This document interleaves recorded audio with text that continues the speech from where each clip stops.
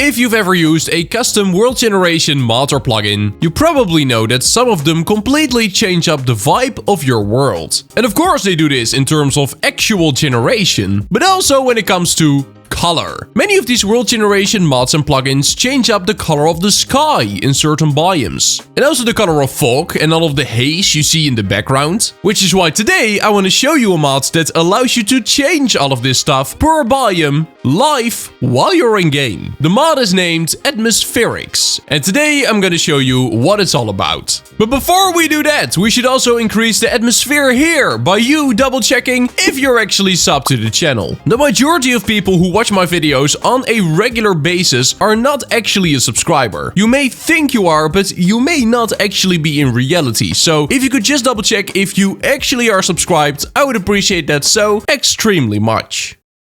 I'm recording this video on April 1st. Can you tell? Oh, you can.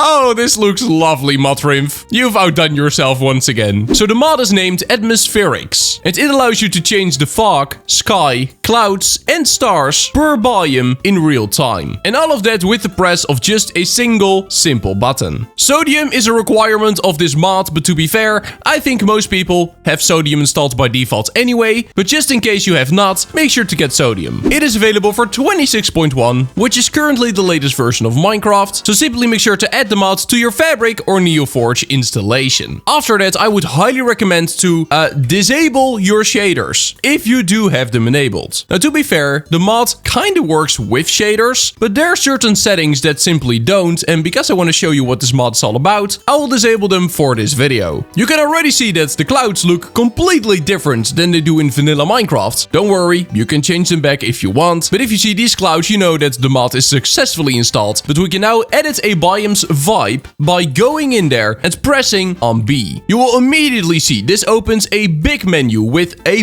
bunch of different settings. It may be overwhelming, but don't worry, I will guide you through everything.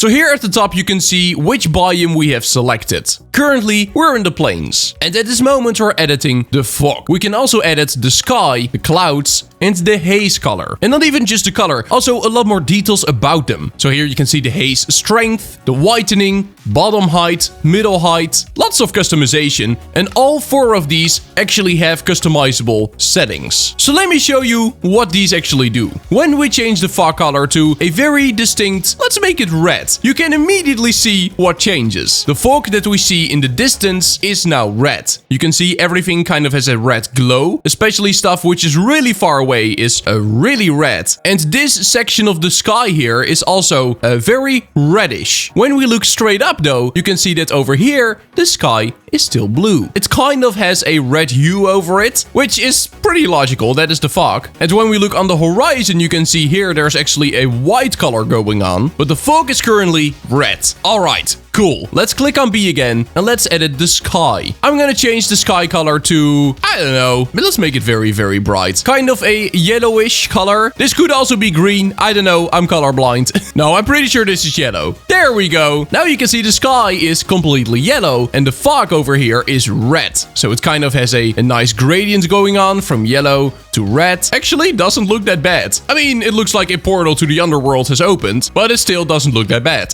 Next, we're gonna go to clouds, and I'm gonna change the cloud color. Now, this one does not work with most shaders, because shaders usually change up the clouds. That is something to keep in mind, but I can change the color of the clouds to, anything which I want. I can make them blue, I can make them white, I can make them very, very black, or maybe a nice pink purple color. There we go. Wow, would you look at that? Beautiful clouds. And if you, by the way, don't like these clouds, they're called the story mode clouds, and you can totally disable them if you want. There we go. We're now back with the vanilla clouds. These are just the normal Minecraft clouds. Personally, I think it looks kinda cool, so I'm gonna keep them enabled, but if you don't like them, then it's easy to turn them off.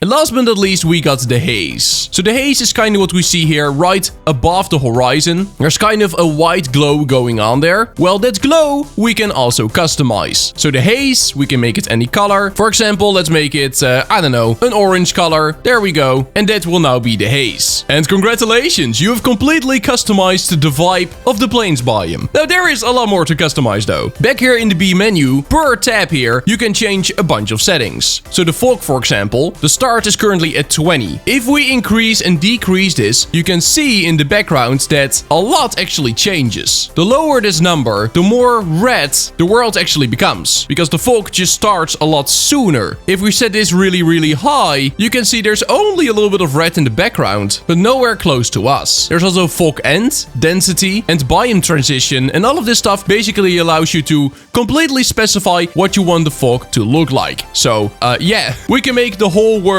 be foggy, which makes it so we can barely see anything, if that is something which you like. And customizable settings like these we also have for sky, clouds, and haze. I would say just experiment with them until you got something which you like. But the color of the sky is not the only thing which you can change. We can also change the look of stars. So let's make it midnight, and would you look at that? The sky looks absolutely amazing. Lots of stars, very twinkly, but this we can also completely customize. So when we go to the stars button here in the top left, we're able to customize the amount of stars. So if you want less stars, then we can literally pluck them from the sky. There's also star brightness, which by default is on 1, but we can make them a lot more bright. But you shouldn't put them on 2 if you want to also make them twinkly, which is the setting down here. If we set this to 100, you can see that the stars are a lot more active.